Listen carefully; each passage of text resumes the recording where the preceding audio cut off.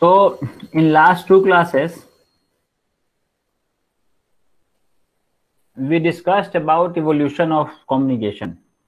And our focus was on to evaluate the evolution of mankind and how this evolution led to evolution of communication. And we discussed about that how we started from pictography, and after that ideography age came, and then now we have written language. And we also discussed that what are the functional requirements of this written language. Let's discuss about various types of communication, right? And there are basically four types of communication, and this is very easy. You must be knowing about all these four types. First is intrapersonal communication. Second is interpersonal communication. Third is group communication. And fourth is mass communication, right? What is intrapersonal communication? The one we talk to ourselves. खुद से बात करना, the Almighty to God Almighty, or the inner self. Yeah. Okay. So it's a kind of that you talk to yourself. You sometimes you try to evaluate yourself, right? So this kind of communication is considered intrapersonal communication. And there is another type of communication which is not written over here, that is extrapersonal communication. And extrapersonal communication is also a new kind of communication which is emerging nowadays, that when you communicate to animals, when you communicate to nature, right? And Yes. this another type of communication emerged because when tsunami came, right? At that time, it was found that in Andaman and Nicobar Island, those tribal peoples were very much aware about the upcoming tsunami, and that's why before tsunami hit the coastland, they went up to the hills, and that's why they were least affected people when tsunami came, right? So how it happened? It happened because those people can communicate to the nature. Those people can communicate to the activities of, they can read activities of animals, activities of sea creatures. So that's why they were very much aware about the upcoming disaster. So that's why this is a new kind of communication which is emerging. So another type of communication is not written here because it is not even, well accepted kind of communication. But yes, scholars have started talking about it. And I think that this is, I also feel that extrapersonal communication is also important, that you must have a communication link with your nature, right? And that's why even if you go to your old generation, your grandmother and grandfather, you may find that those people were very much aware about the natural things, more than us. We have developed scientifically, but they have more understanding about the nature. So that extrapersonal communication is also kind of communication, but that kind of communication is not yet accepted. So that's why we discuss about these four type of communication. Intrapersonal, interpersonal communication means that when two people talk to each other, right? And this is a interpersonal communication. Group communication, this now we are doing a kind of group communication. There is a group, right? And group has a well defined objectives, and on those objectives we interact. For example, now we are interacting. Objective is to understand about evolution of media, right? So the objective is fixed, and that's why we are communicating to each other now. And fourth type is mass communication. Mass communication means that you interact with masses. And there are various examples of the various tools of mass communication: newspapers, radio, television, internet, websites. These are various tools of mass communication. So these are four broad category of communication, right? I am not discussing it deeply because there are another paper, concept of communication, concept and models of communication. In that paper you will read about all these types in detail. I'm just giving you an overview, so that's why I'm skipping the details. So now, what is now, mass communication? The successful communicator is one who choose right method to establish empathy with the largest possible numbers of individuals. Right? Mass communication means that if you are a mass communicator, think about, and I'm not talking about, there are so many leaders also who are considered great communicator. Take the example of Mahatma Gandhi. He was a great communicator. And why he was a great communicator? Because he chose right method to establish empathy with the largest possible numbers of people, right? And how he established empathy? He established empathy by starting living like them, by starting traveling like them, by talking in their language, right? So this is how, and by talking about their issues, right? The issues which are very much important to them. He started talking about farmers. He started talking about laborers. He started talking about the freedom. So this is the way how you establish contact, or how you establish a close contact with your population, and then you can be a mass communicator. So this is about one leader, but it's okay that for a medium also, for newspaper or for radio channel or for a TV channel, you can be a mass communicator only. Your channel will be watched by largest number of people, or newspaper can be read by largest number of people only when you chose right method to establish empathy with them, right? Or it took place in two parts, right? How you establish empathy? It has two parts. One is that knowing what to communicate, most important thing. If you are a mass communicator, if your medium is a mass communicator, then you must know what to communicate. And second is how to communicate. These are two things which is important, right?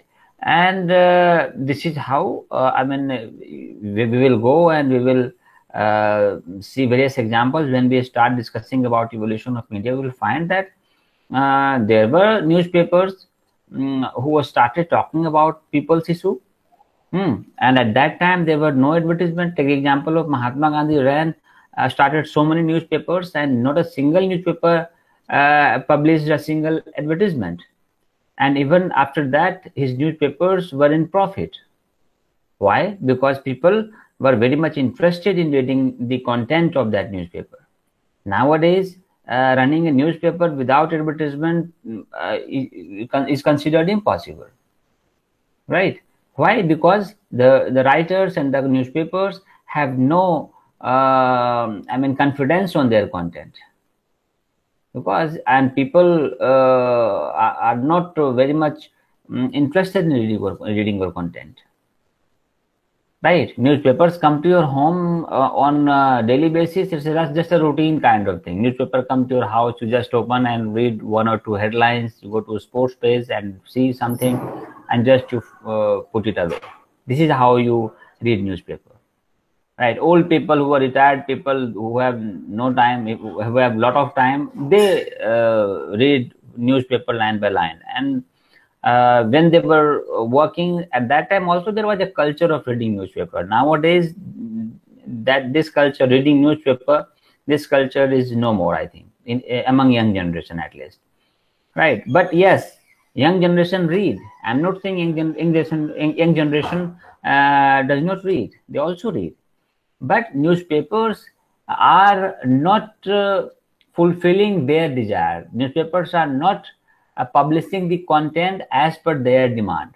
This is the reason why they don't read today's newspaper. And also, newspapers are much more concentrated on getting more and more advertisements. They are not very much concerned about the quality of content, right? This is also a reason why people don't want to read newspapers. So this is the first thing, that you must know what to communicate and how to communicate.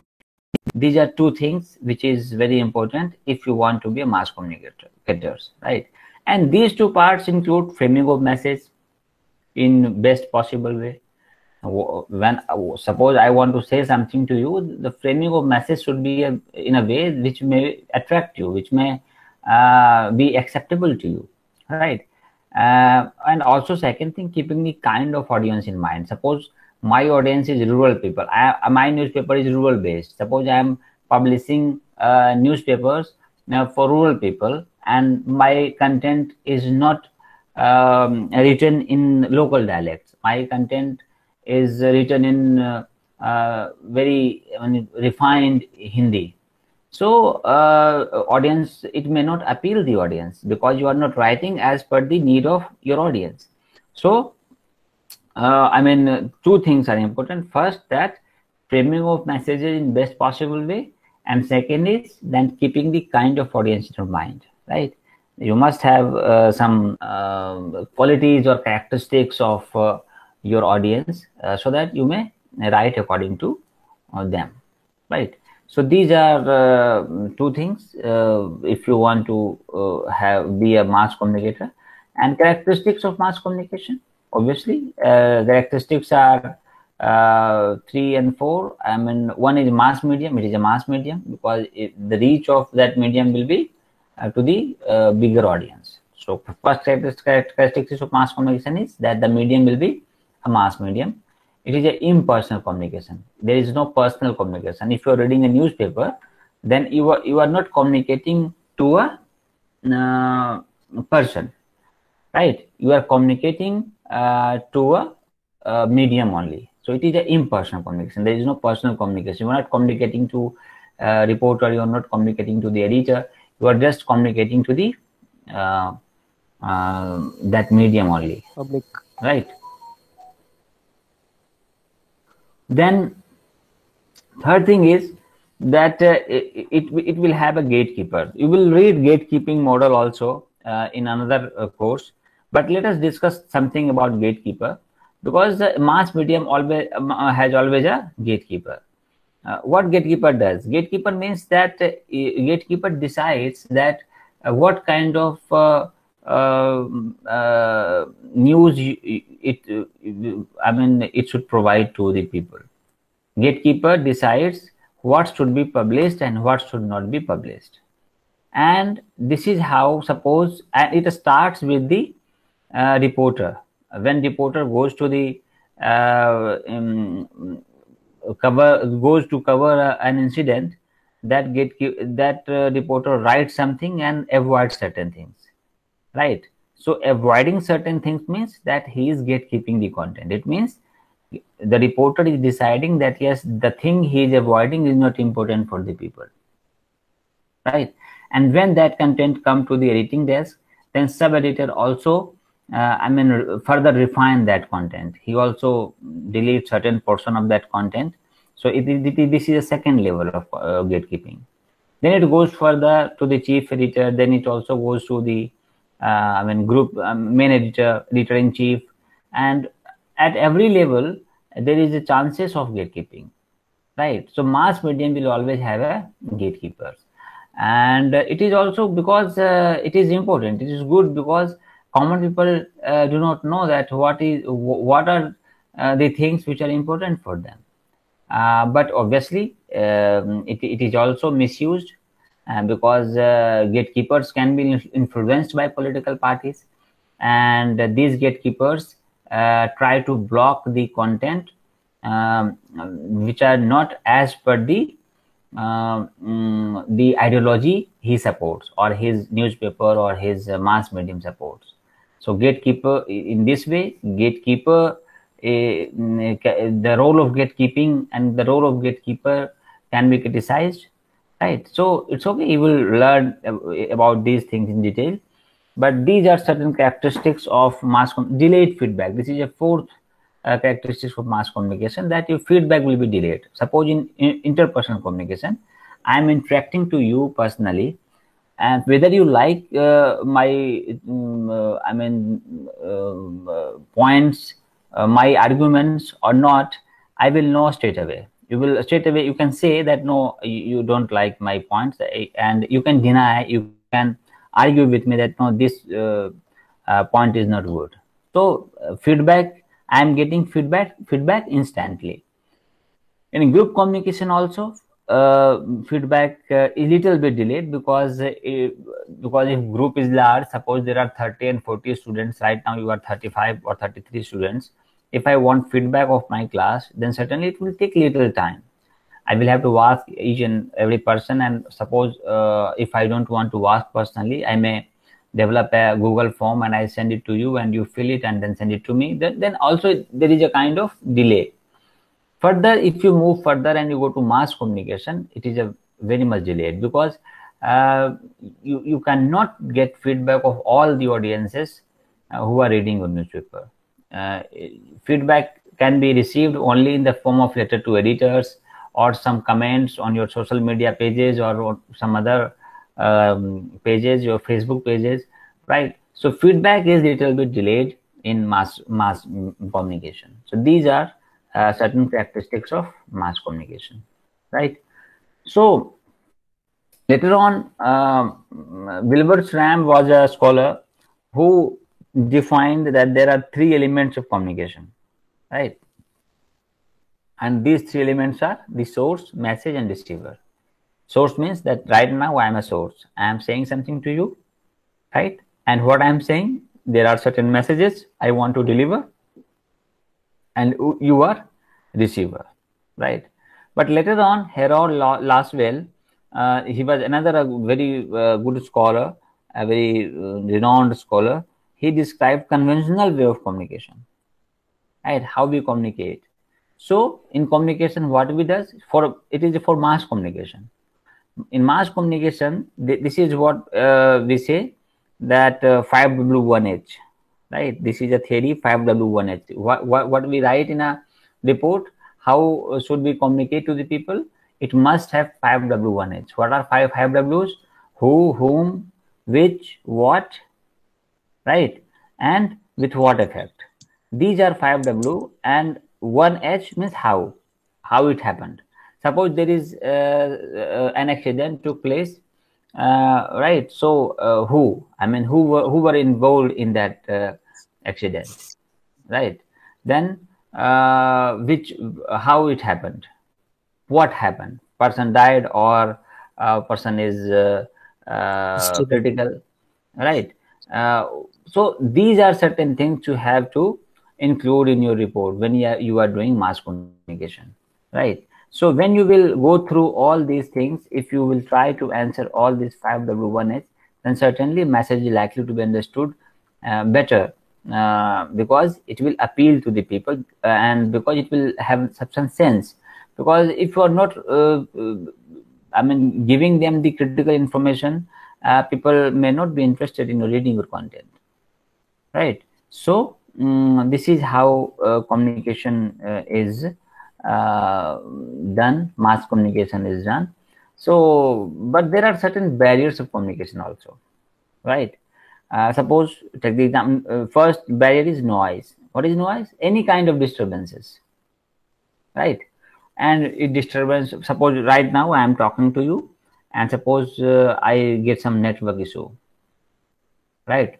What is this? This is noise, because just because of this network issue, I am not able to deliver my content to you. Suppose you are watching television and electricity goes. So this is also a kind of noise. Sometimes what happens that two people are talking to each other, and there is a very loud music around you. So that might be another noise, right? So these are certain barriers of communication. You should have to avoid noise, and sometimes this noise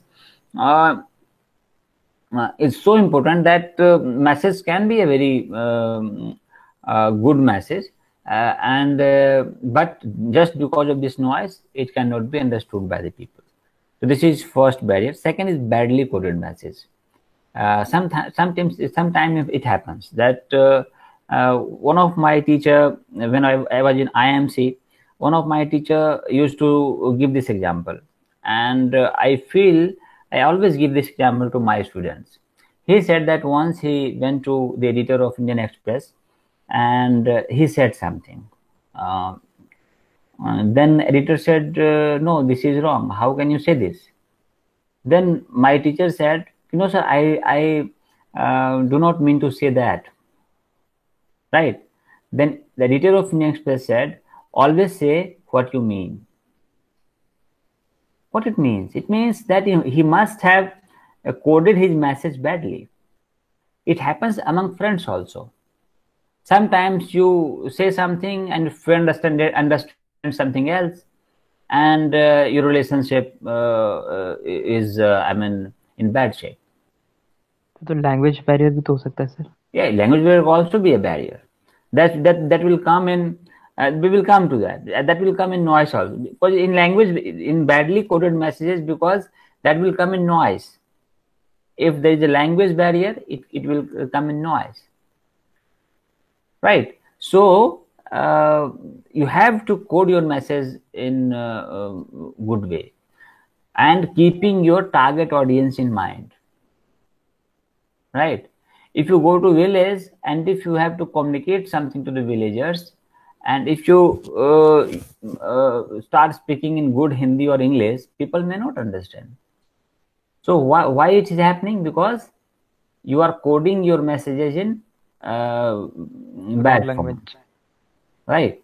So message should be coded appropriately. Then third is cultural differences. Right? Sometimes it also hampers. Suppose I feel that women empowerment is very much needed in India. Suppose I feel so, and I come to Bihar and I find that women of Bihar also need empowerment. And I start feeling that yes, empowerment will start when women will start wearing modern dresses. They should avoid wearing saris and all those things. And I suppose I want to deliver this message to them, to the village women. Do you feel that they will understand my point, that they will accept my point? No, certainly not. Why they will not accept? Because there is a cultural difference. Culturally, they belong to that culture where wearing sari is essential kind of things. Right? So it will not happen overnight that they will start wearing modern dresses. Right? So this cultural, sometimes what happens, suppose I start sharing something, suppose I come here and I start saying about that caste system is very bad. And while searching for a boy, suitable boy for your daughters, don't go for caste. Do you think this message is good? No one can say that I am saying wrong things, but do you think that this point will be accepted by people? No, sir. Why it is happening? Because there is a cultural difference. They are born and brought up in this culture. They believe Orthodox mentality. Yes. So cultural differences is also a kind of thing which hampers your whole communication process. Right? These are barriers. Intellectual gap between communicator and audience. This is also a noise. Intellectually, I may be saying a thing which may be not be understood by you because you are intellectually down. Right? Suppose I want to say that journalists or media people should not be very much interested in biased approach and should not believe in any kind of political ideology. Journalists should be unbiased. Journalists should be neutral. Right? Suppose I am trying to say this. I say that no, when journalists write something, journalists should not write his opinion. Journalists should only report the thing happened, just report the facts. Suppose I am telling this thing to you and people may not understand. People may feel that how it can happen that someone has no political ideology. Why it is happening? Because there is an intellectual gap. Right? So there are philosophers who say so many things. Take the example of Ishwarchand Vidyasagar. When Ishwarchand Vidyasagar promoted widow remarriage, people were very much opposed to him. And when he planned to marry a widow woman in Kolkata, police had to lathi charge the common people because they were so much against the this widow remarriage. Right? When Raja Ram Mohan Rai started talking about that we must go for the thing what he opposed. Abolish sati. Abolish sati. Abolishing sati system. Abolishing sati system, and also he was a supporter of progressive Hinduism. Modern education. Yes, progressive Hinduism. He used to say about the Hinduism should progress. Right? What is progressive Hinduism? Progressive Hinduism means they should not get trapped into the rituals and all those kind of things, and we must start following the basic philosophy of Hinduism. But it may not be understood by the common audience. Reason is there is an intellectual gap. Yes, sir. Right? So these are certain barriers. And fourth is different perception of reality. You know, truth is, Mahatma Buddha said once that truth is one, but there is a fight over perceptions. Right? God is one, but what we see in today's world, there is a fight of perception. Right? Hindus say God is like this, Muslims say God is like this, Christians say God is like this, and we are fighting over it, but God is one. If it is. For non-believers, there is no existence of God. Right? But, so there may be different perception about reality. Suppose, for example, take the example of this farm bill. Suppose I feel that no, this farm bill is against the farmers. Right? And there may be people, so many people who may feel that no, this farm bill is good for farmers. But farm bill is one. Government cannot bring a bill which will go against the common people. What I believe. But what is fight? Fight is over perception. Right? I would say that democracy is in good shape in India. You would say, no, democracy is not good shape in India. Yes, sir. Whatever the reality is, but the fight is over perception. Right? So, this different perception of reality is also a barrier of communication. Oh. Right?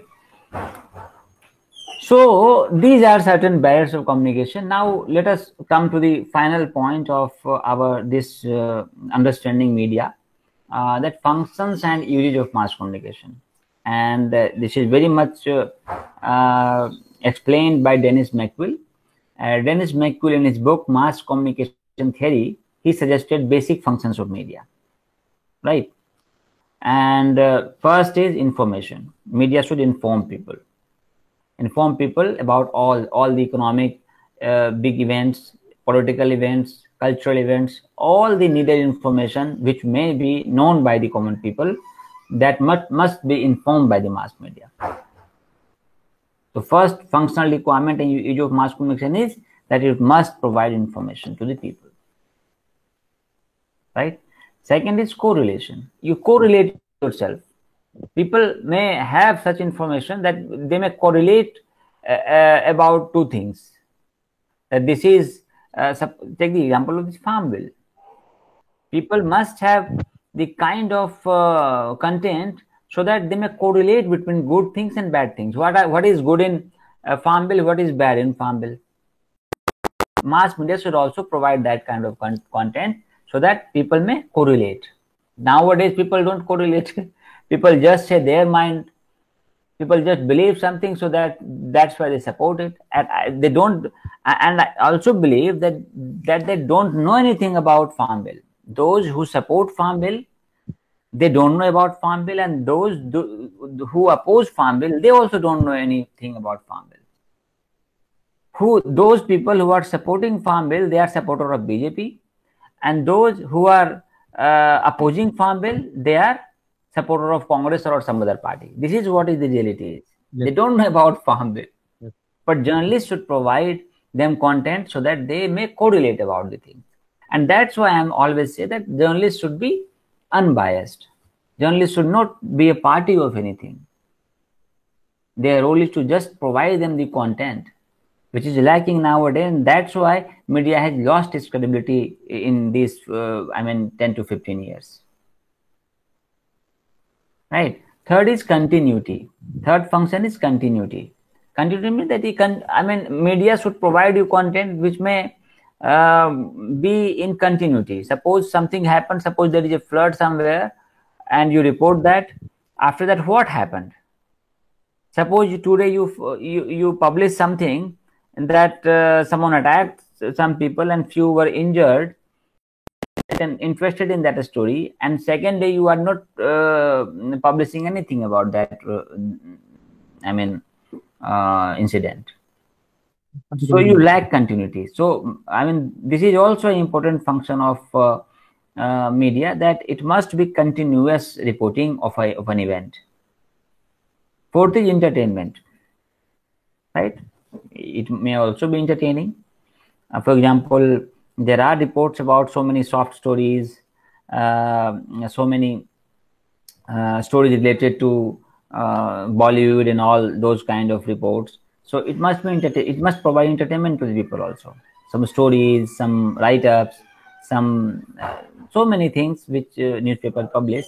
So it must provide entertainment to people also. Right. And last is mobilization. This is very important function of media.